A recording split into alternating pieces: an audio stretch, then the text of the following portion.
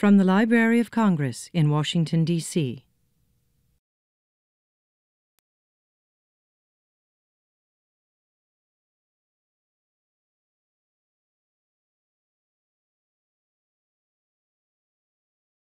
Good afternoon, ladies and gentlemen. Welcome to the Library of Congress and the Whitall Pavilion. My name is Nicholas Brown, and I am a music specialist and concert producer here. We're very pleased to continue our program of lectures this season with today's talk featuring Leonard Schmieding, who is a DAAD visiting researcher at the BMW Center for German and European Studies at Georgetown. He earned his Ph.D. in history with a dissertation on hip-hop culture in the German Democratic Republic at the University of Leipzig. And he has a book out called Das ist unsere Party, Hip-Hop in der DDR. Right? Is that right? Yay! Trying. You can see a list of his other publications in the program for today. He's also had great experience as an exhibit curator and as an instructor at the university level as well. So we hope you enjoy this talk. There will be a period for Q&A at the end.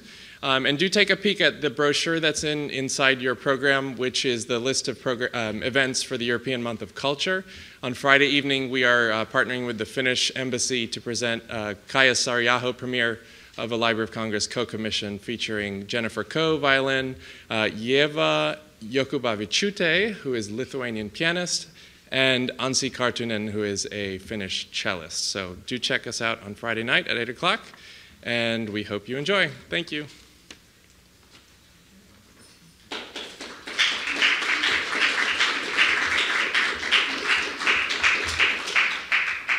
Well, thank you, Nick. Thank you, Library of Congress. This is a fantastic venue, and I'm super thrilled to be here and share my insights about hip-hop culture in the German Democratic Republic, also providing some light lunchtime entertainment. So let me take you back on a trip to 1984, almost 30, or a little bit more than 30 years ago, when the movie Beatstreet introduced hip-hop culture to audiences in America and in Europe.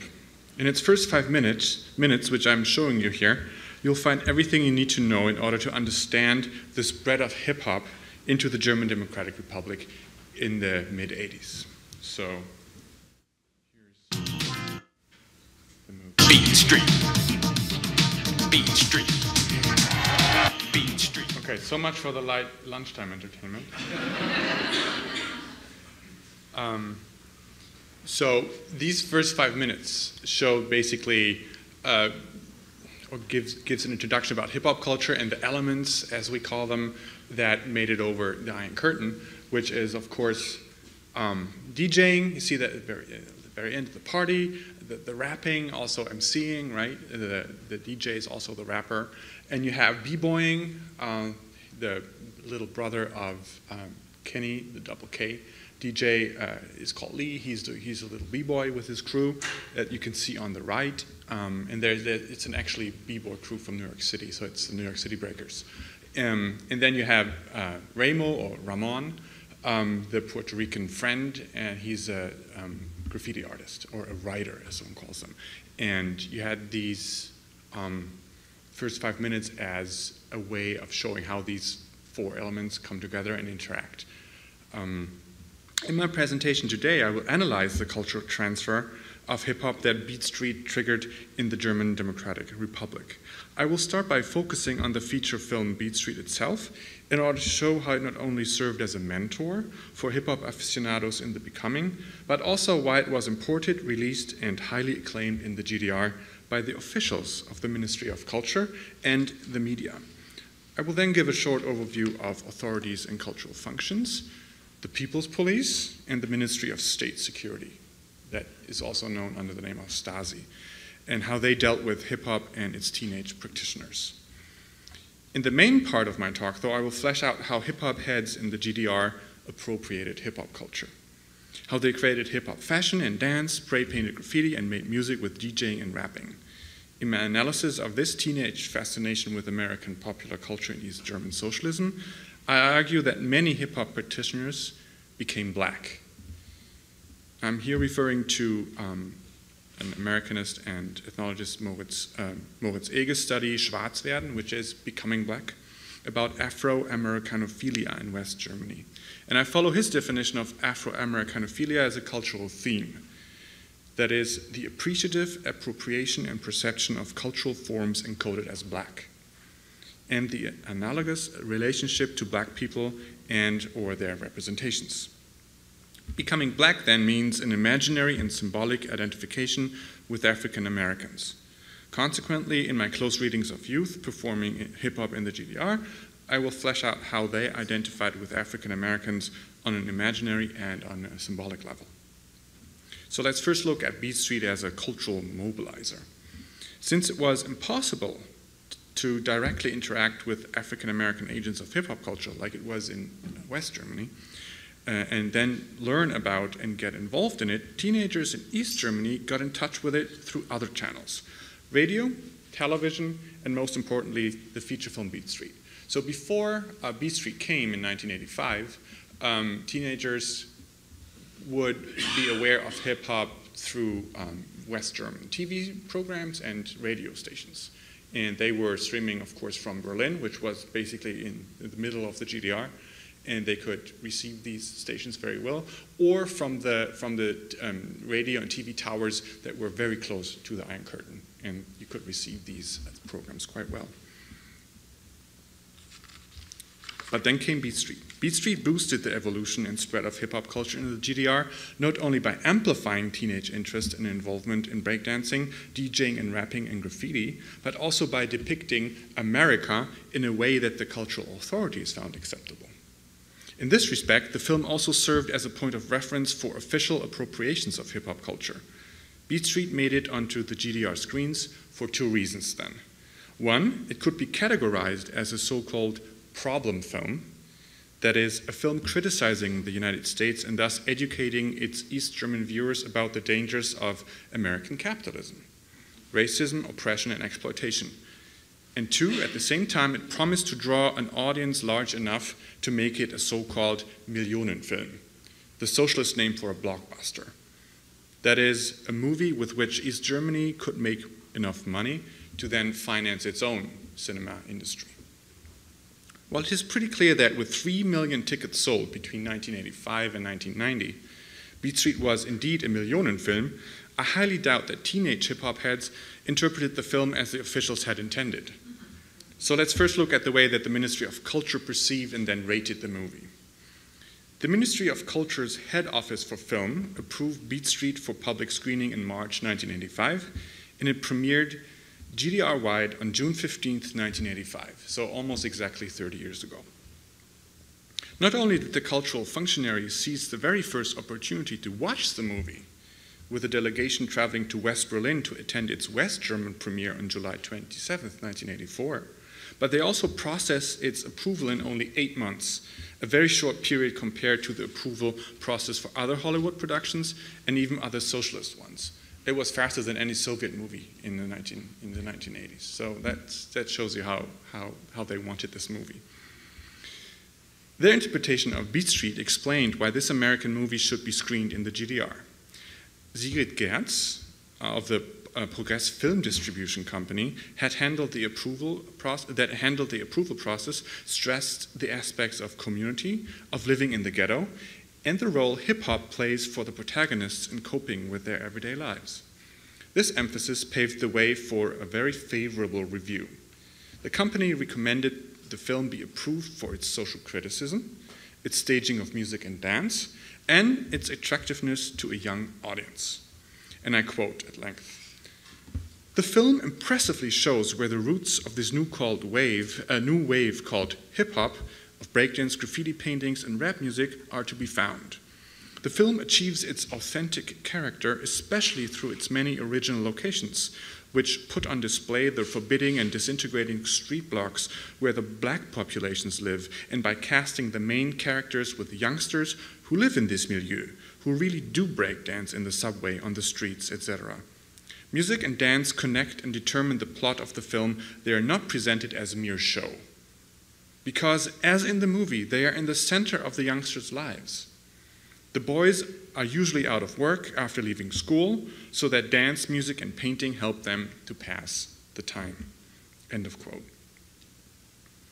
Gertz furthermore tied Beatstreet's achievements to its producer Harry Belafonte, whom she lauded for his involvement in the peace movement and black emancipation. She regarded Belafonte as a warranty that the movie constituted, quote, not only an effectively staged musical, but also an unmasking narrative about the life of youngsters in the black ghetto of New York, end of quote. And years later, in an interview, she recounted that, quote, with its story and way of depicting it, Beatstreet matched well with the image that we wanted to convey of America, end of quote. The cultural authorities' interpretive goal then, the way they wanted youth in the GDR to watch and understand the film, was geared towards raising consciousness for America as a bad place because of its capitalist exploitation, which created ghettos and discriminated against African Americans. The goal was in line with the official interpretation of hip-hop as so-called second culture. And this goes back to Lenin, the communist leader, and the term was made popular then by the East German historian Jürgen Kuczynski, a very central figure in the Academy of Sciences. So what he said had great value. And it basically meant international working class culture as a struggle against bourgeois and capitalist oppression.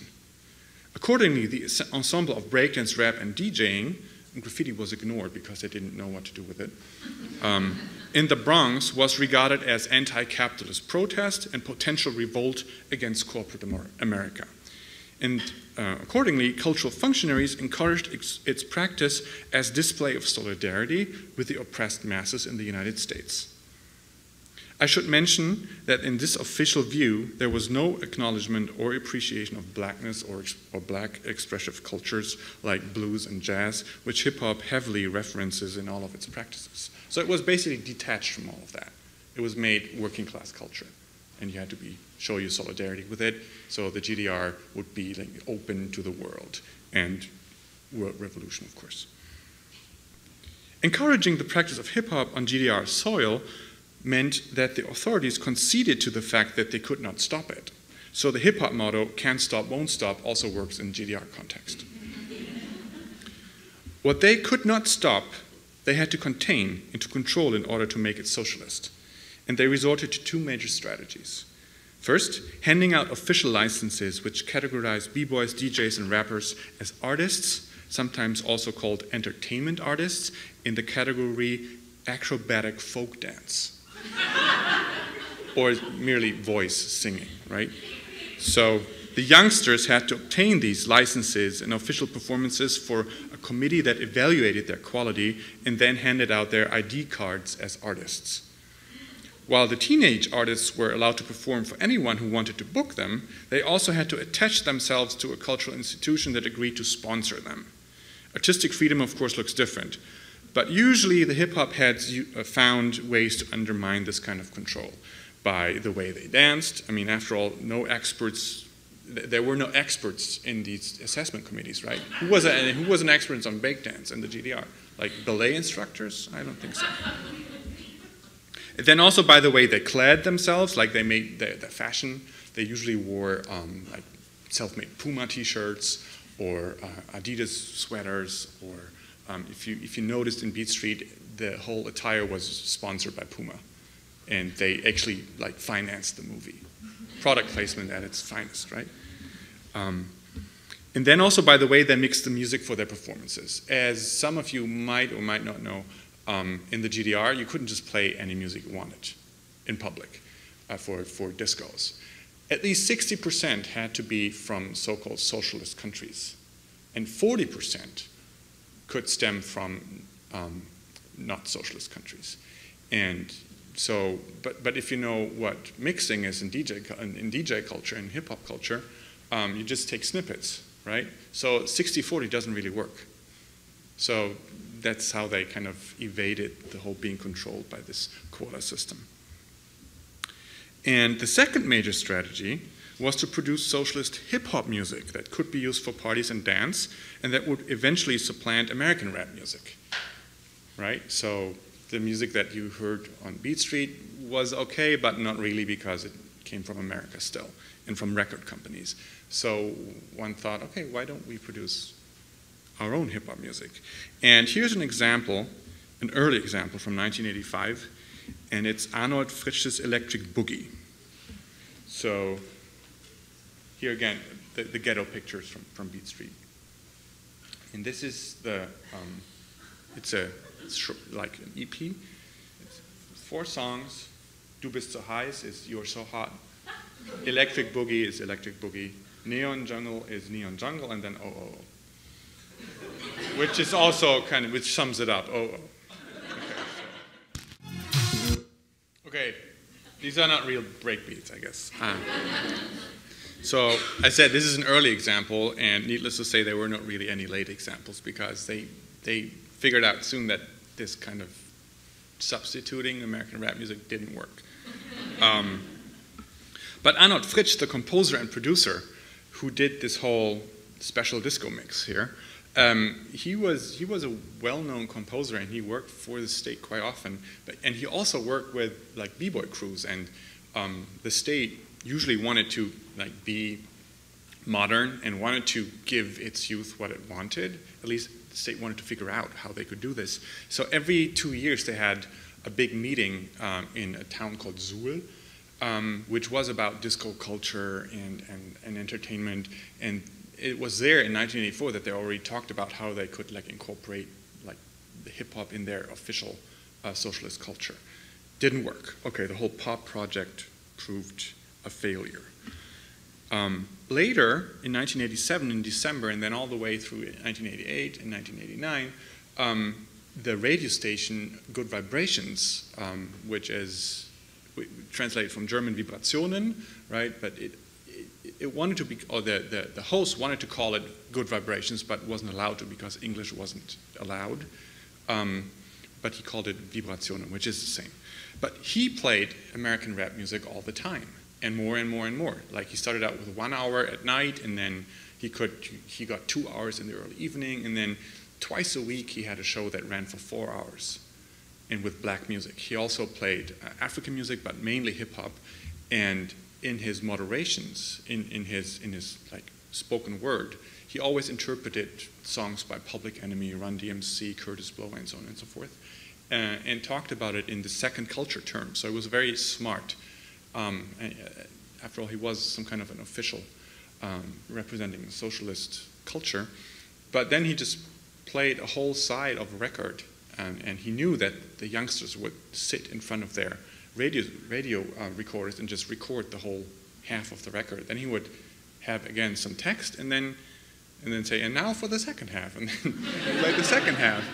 And he also played the like amateur productions that the GDR or youth produced, but I'll talk about that a little later. So again, these two strategies, they didn't really work, but they were measures of control. And in the official perception, the first strategy, it usually worked because on the outside, usually these young b-boy crews, they obtained their licenses, and then they were conforming to the rules and conforming to the regulations, and it was all good. When it did not, they were punished, and usually either the People's Police came, and if the People's Police turned out to be not effective enough, then the Stasi applied their strategy of monitoring and infiltrating and disintegrating nonconformist hip-hoppers. So you had the whole gamut of violence, of, well, not torture, but infiltrating with unofficial informants and so on and so forth. But I did find some examples of this rather brutal hegemonic practice, but the majority of hip-hop crews conformed to the rules and regulations and steered clear of trouble. Which, however, did not mean that they were conformists on the inside, quite to the contrary. I argue that because it was so easy to play by the rules, young hip-hoppers also played with them and ultimately used them to express their grievances with the GDR and to break out of the confines of the socialist state. So let's look at how they did this, and let's look at Beatstreet again. So a glance at the way GDR teenagers appropriated Beatstreet reveals the wide gap between the youth cultural understanding of the film and then the official goal. For them, Beatstreet performed authentic hip-hop culture. For one thing, it enabled them to meet real hip-hop stars, their role models, albeit on screen, Cool DJ Herc, which you can see on the right-hand side, DJ Jazzy Jeff, Africa Bambaataa, you can see on the left-hand upper side, and then the New York City Breakers, who I already showed, and then the Rocksteady crew, the rival dance crew.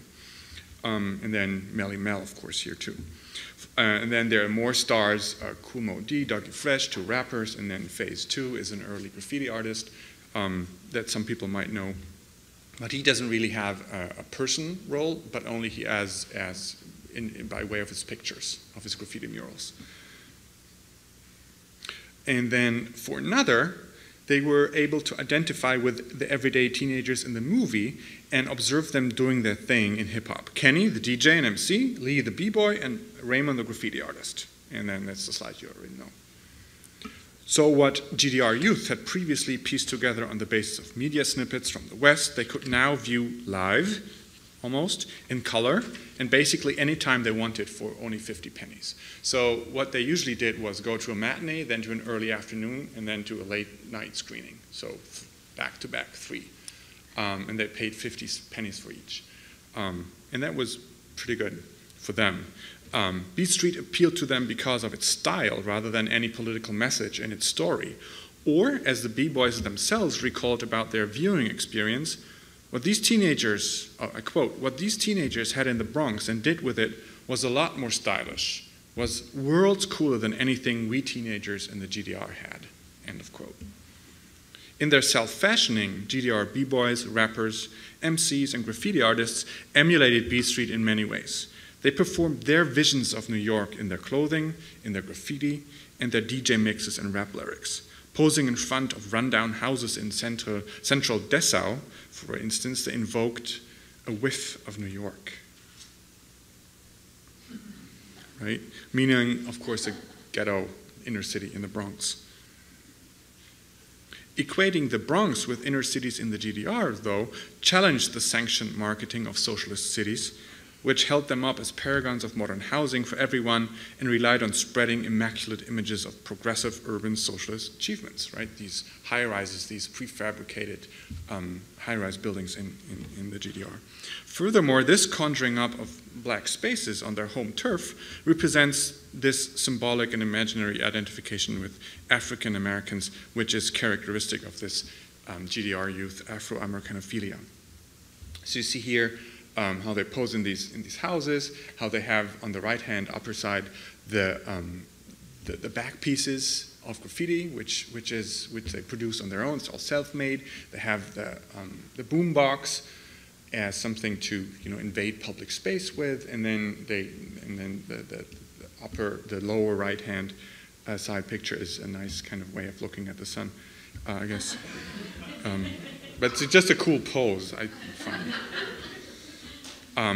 So similarly, with the practice of graffiti, writers expressed themselves visually and imagined themselves into their visions of America that enabled them to take part in the transatlantic culture of hip-hop. They thus committed a temporary Republikflucht, a flight from the Republic of the GDR, a short break from socialism, which they thought constrained them, and which constrained them like a ghetto. And if they had to live in a ghetto, one could say, they preferred the Bronx over the GDR. Although, of course, they did not know what the Bronx really looked like, right? For them, equating the Bronx with the GDR meant seeing hip-hop culture as a way to overcome this feeling of being ghettoized. And this is what also they saw in Beatstreet, right? Overcoming being constrained to the ghetto. Excuse me. Take, for example, the writer Simo from Dresden. At age 14, he watched Beatstreet, and after that, graffiti became his life. The following graffiti sketches taken from his black book, his sketchbook of the 1980s, show how he's taking cues from Beatstreet and other hip-hop media of the time. So I interviewed him, I met him, and then he gave me his sketchbook and I photographed it. See how he made Simo his writer name by dropping the final N of his name Simon, just like Ramon in Beatstreet. Also note how he graphically bowed to US rappers in New York City as a birthplace of hip-hop. You can see that on the right side. He has all the lists, he lists all the hip-hop stars, and then there's the skyline of New York, then there's NY with the Statue of Liberty, and then there's the 5 boroughs, Brooklyn, Queens, Manhattan, Bronx, and Harlem. And of course, he leaves out Staten Island and inserts Harlem, another black space, right? Whether this is subconsciously or consciously, I don't know, but it speaks volumes about how much they were focused on these black spaces. His motives and comments suggest that he iconically conceived of himself as an African-American writer living in New York. He is, after all, a subway rider.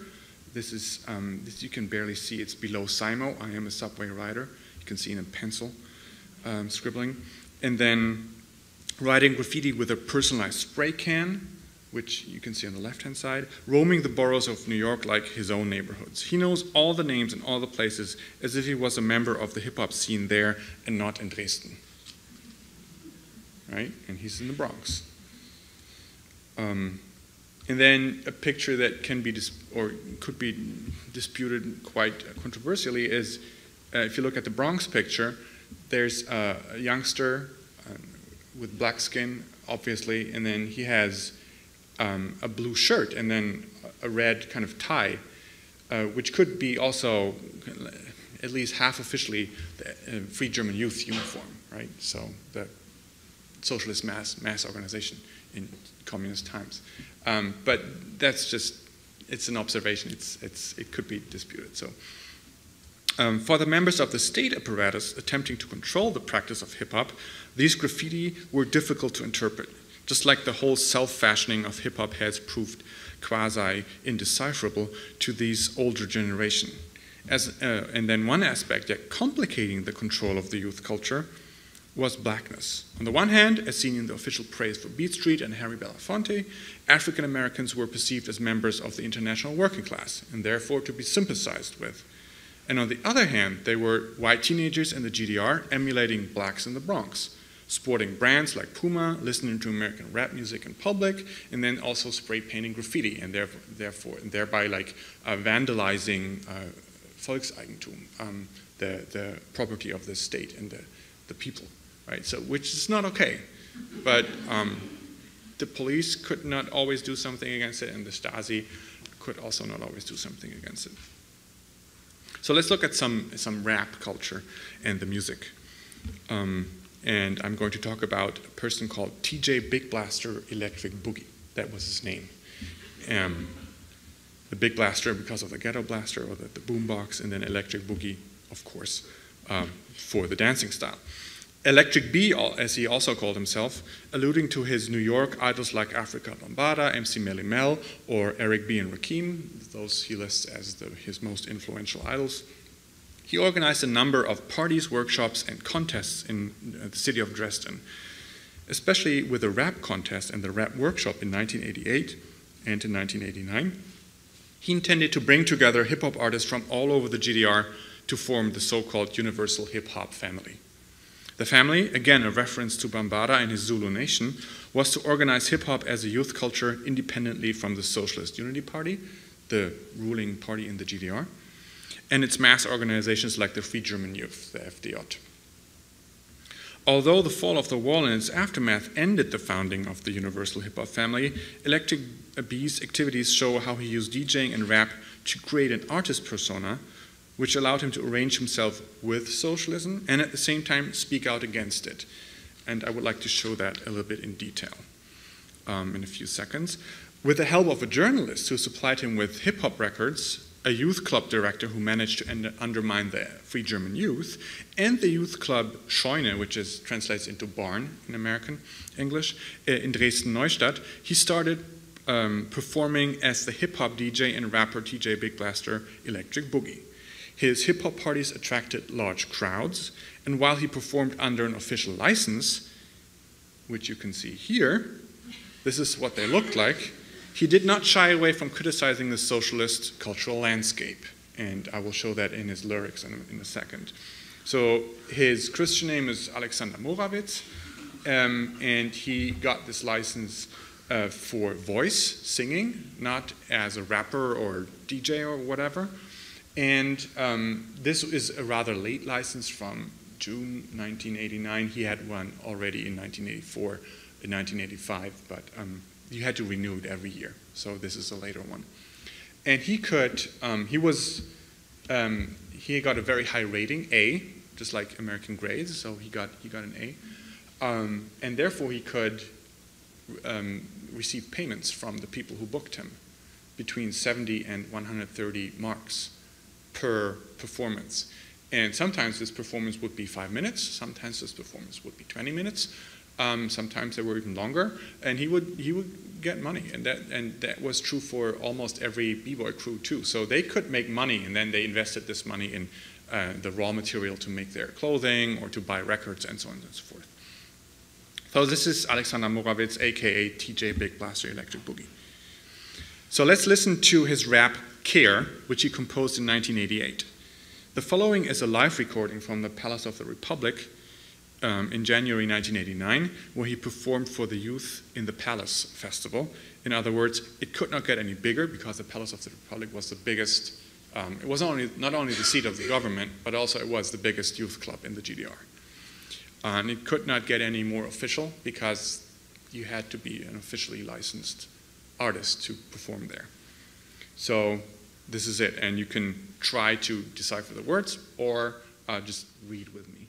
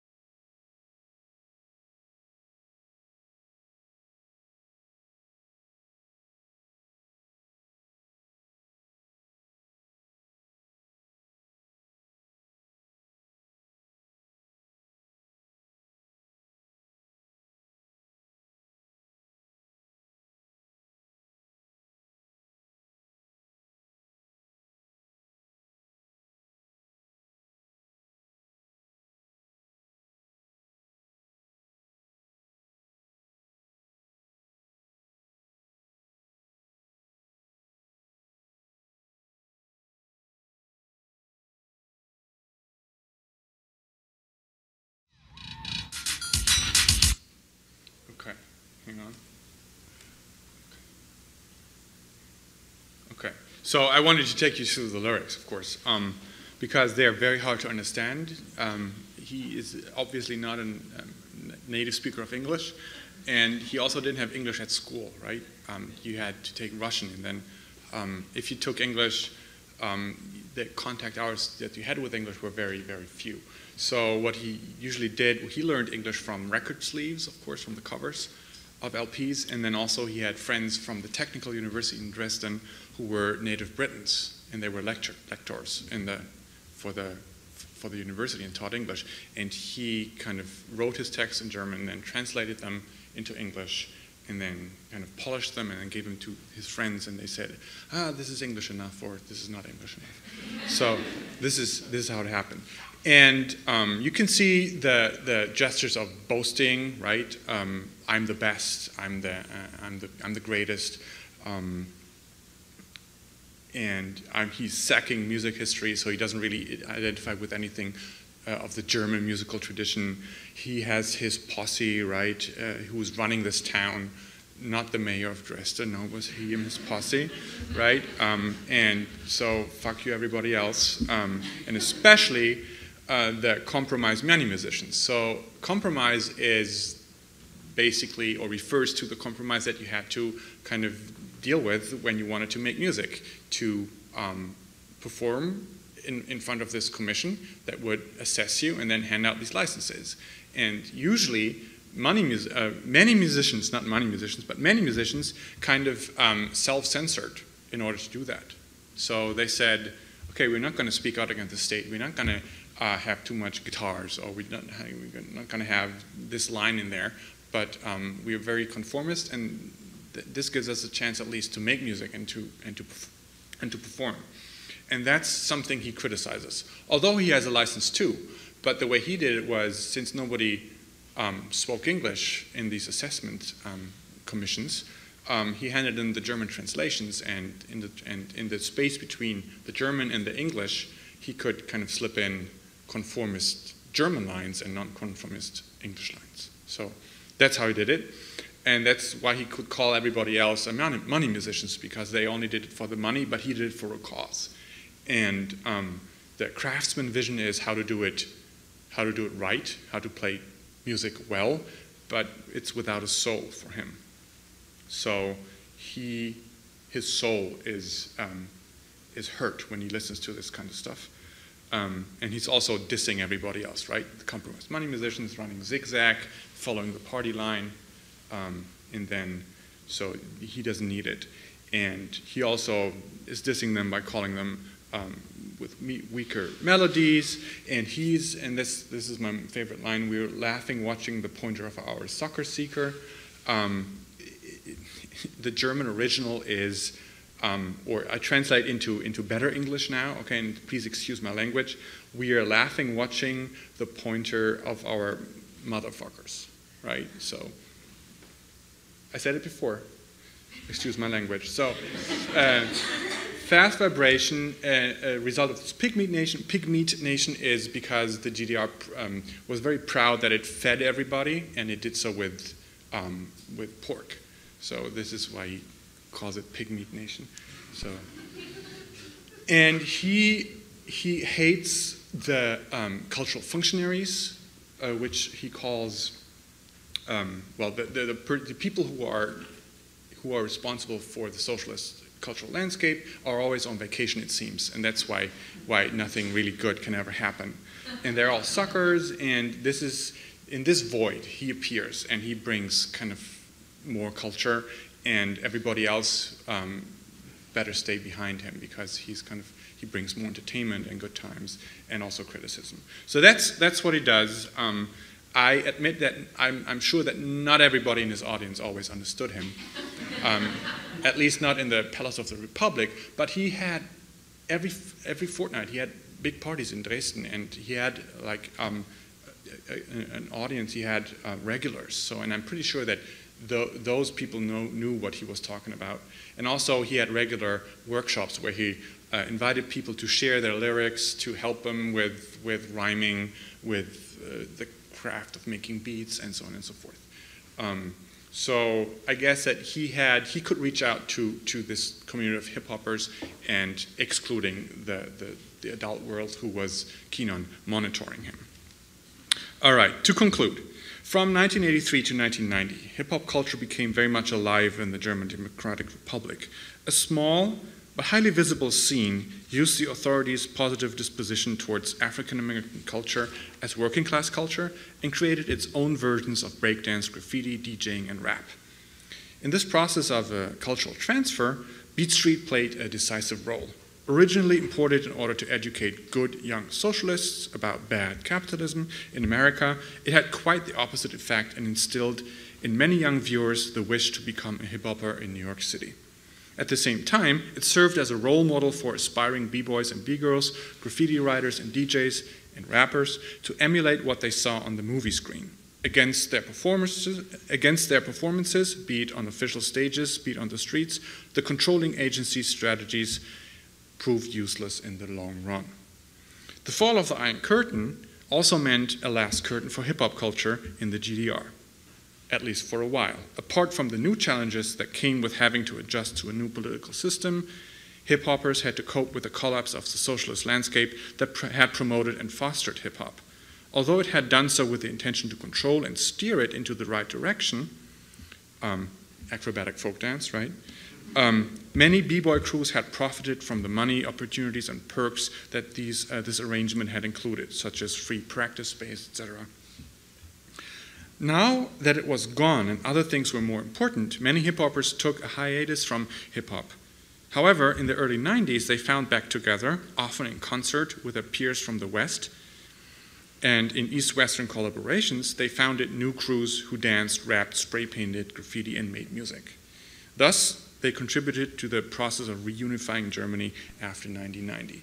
But that's another chapter that I haven't researched yet. So thank you very much for your attention.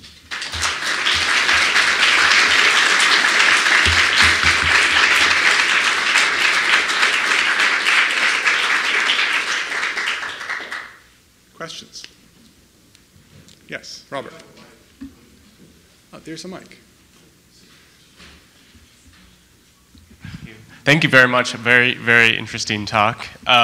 This might be outside the scope of your research, but do you have any idea how, when you see in West Germany that they're also taking up this sort of hip-hop culture, do you see any transfer, or do you see any different interpretations in West Germany compared to how the East Germans are taking this as a means of sort of rebelling against authority? Mm-hmm. It's a good question. If you look at how hip-hop was, or hip-hop got into West Germany, was by African-American GIs from the military bases. The American military bases play a most important role in that. And so young teenagers from West Germany could actually meet these GIs in the clubs, and they would bring the records, they would bring the know-how, and they knew how to dress well as a hip-hopper, and so on and so forth. So you had, this is the main kind of, I guess, contrast, right? Main difference between these two scenes.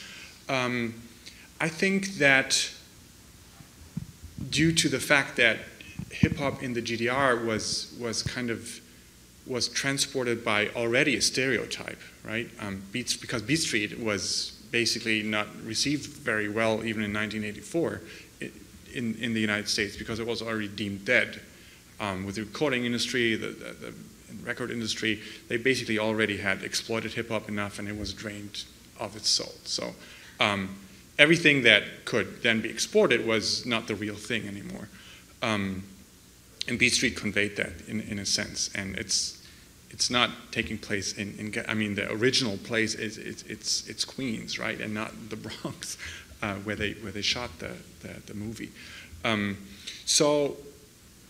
But the GIs, they were real, like, disc jockeys, or they had knowledge, and I guess they showed it. So, and they shared it, and I guess the way of looking at African Americans in East and West is different this way.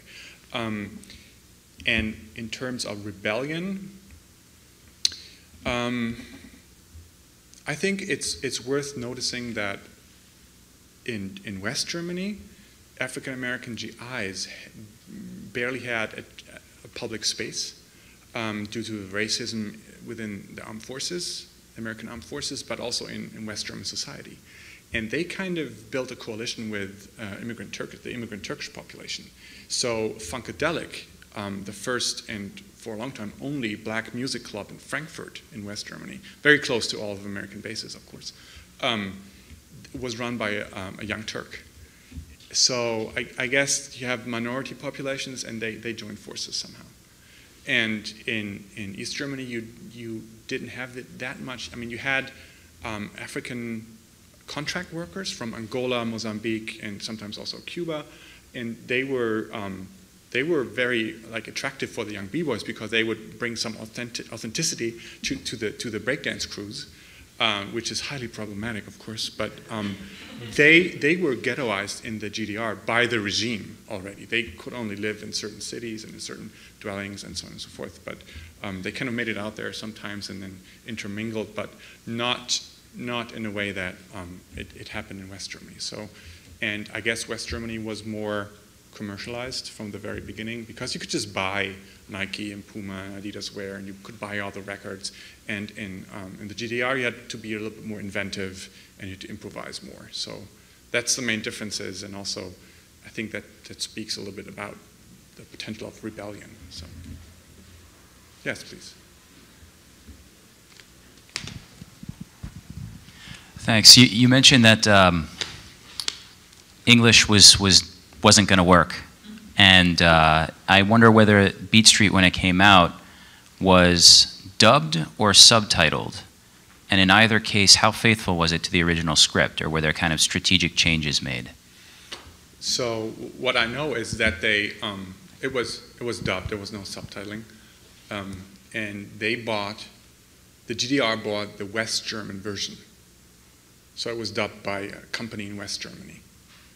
So you can't really speak of any strategic changes that should speak in socialist terms to the audience. The only strategic changes are in terms of cultural legibility, I guess. So I haven't compared the two scripts, of course, but I know that sometimes, like maybe I Meet a Female is translated differently in German. It's a different context. But basically, it carries the same message. But thank you. Yeah, the last round, yeah, and then.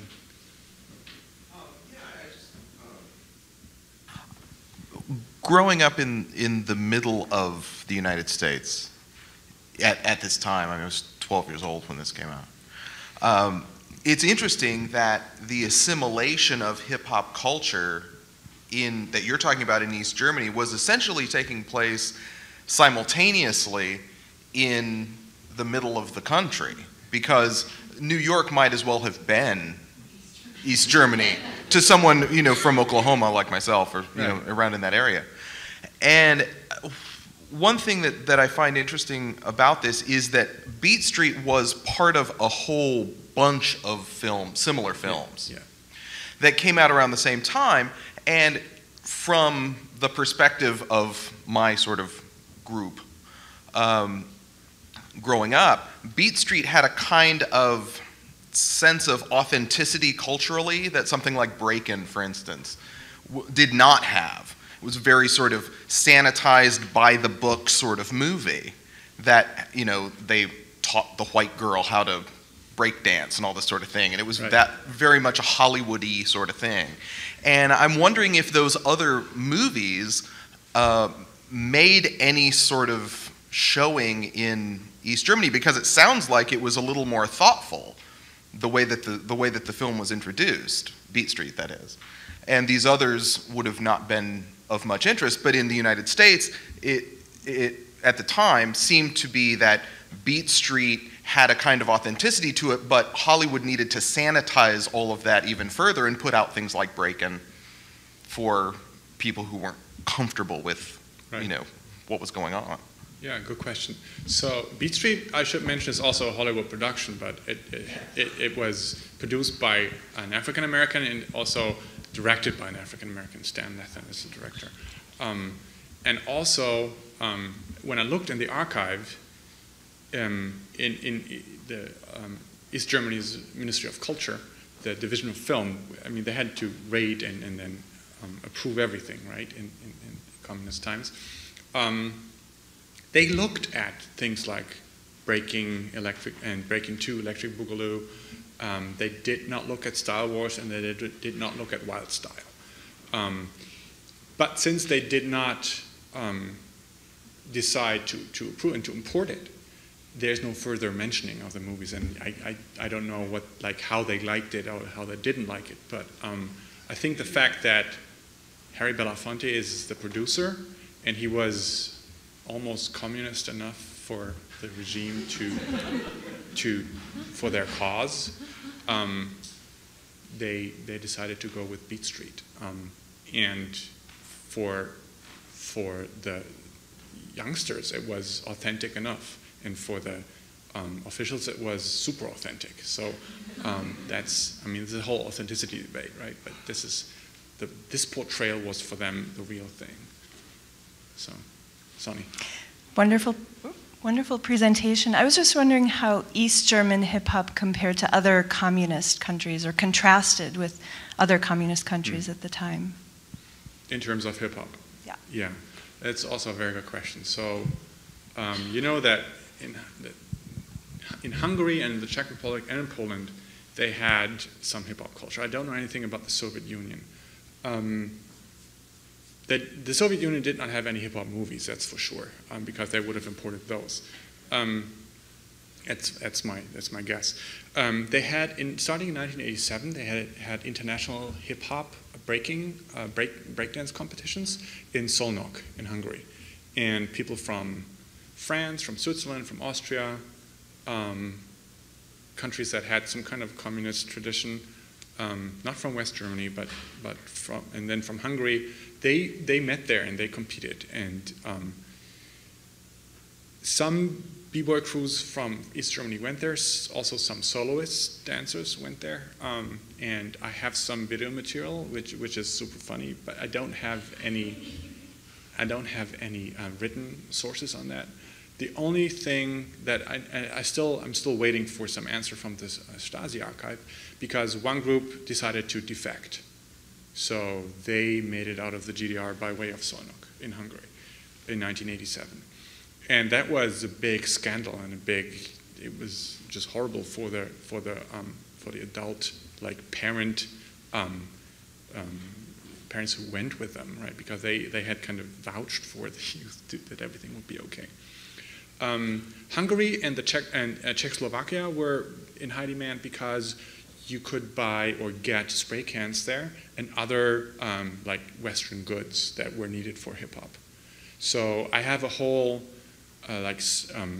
scrapbook from a crew from Dresden, which is that big, and it's like it's a mixture between a diary and newspaper clippings, but also some sketches and photographs. And it shows them in like total b-boy wear, but also with a bare upper body in Budapest.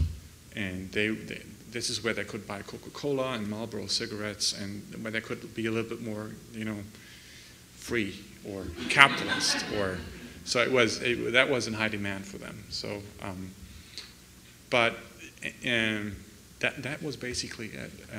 Not many meetings. Nowadays, it's a little bit different because there are ties between the different cities, at least. Thank you. Yes, please, gentlemen. This may be a little bit outside of the parameter of the research you presented today, but have you done any research into the influence that some German artists have had on early hip-hop, like George Kranz or Kraftwerk? Only a little bit about Kraftwerk, but not in-depth research. I just know that it's kind of like Afrika Bambaataa is or hip-hop in Germany as a whole is kind of full circle, or Kraftwerk coming full circle, because Kraftwerk as a German band basically pioneered electronic music that Afrika Bambaataa then picked up and made hip-hop with, and then Afrika Bambaataa was the person that was in high demand for at least East German hip-hoppers. And then, so that kind of music tradition is like going across the Atlantic at this time, but not that much research. I haven't done that much research about it. It's also very hard, since the Iron Curtain was actually quite a good kind of border for material goods. So you couldn't buy any vinyl records in East Germany. And I should mention that in West Germany, they just didn't know what records to buy. So they were not there either, right? So the GIs had to kind of bring them to the PX on the base, and then they would be available. So it was very slow. And then some music journalists from East Germany, they would get the records without having to ask for them. So they would be mustert, that's what the German term is. They would just get them because for their review. But they gave them away sometimes. So if there's still one journalist who has this record collection and could tell me which records he had and which records he gave away, then I could tell you more about how it was used, but it's gone. I'm sorry to say. Well, thank you. Yeah. Ksenia. Thank you. I was really fascinated by this idea of second culture that was used as a kind of wider theoretical framework by the government to understand world culture, it sounds like. And I'm curious if you could speak more broadly, if you know if it was used elsewhere in the socialist bloc, and what other cultural phenomena were considered to be sort of second culture worth importing. Thank you. I've only found it, like in GDR publications, I've only found it in terms of hip-hop, when they talk about hip-hop in the 1980s. I would have to go back to these magazines and public discourse to look whether it was also used with blues or jazz, but I'm not really, I'm uncertain. I'm guessing probably not, because it was more like a folk culture. Blues and jazz were. And then Jürgen Kuczynski, the historian, he used it in his like multi-volume work on the history of the everyday of the German people. And there's a long chapter using this term, and it's a hard read because it's not only this communist lingo, it's also like citation after citation by people like not only Lenin or Marx, but like Clara Zetkin, August Bebel, yeah, you name all these communist, socialist big names. Great thinkers and great citations, but it's not very concise. so I haven't found it with anything else. But maybe a good place to start would be the preparations for the World Youth Festival in Berlin in 1973, because that's when Berlin kind of first, under Honecker, opened, or the GDR wanted to be a little bit more open to the world and show how modern socialism could be. I mean, behind the scenes, they were very like rigid with the Stasi and everything, but and they cleansed the city of like every element that they didn't want. But this solidarity with the oppressed was a big topic there, so you might find stuff there. Okay, thank you.